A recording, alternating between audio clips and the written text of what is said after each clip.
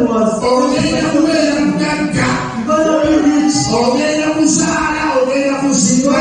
produce what you do. God has said, you become himself of fire.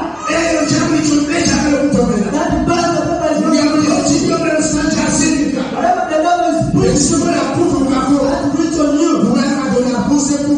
Because the Lord is placed upon your life. Praise the Lord. Every situation is before you. The Lord will not play with the devil.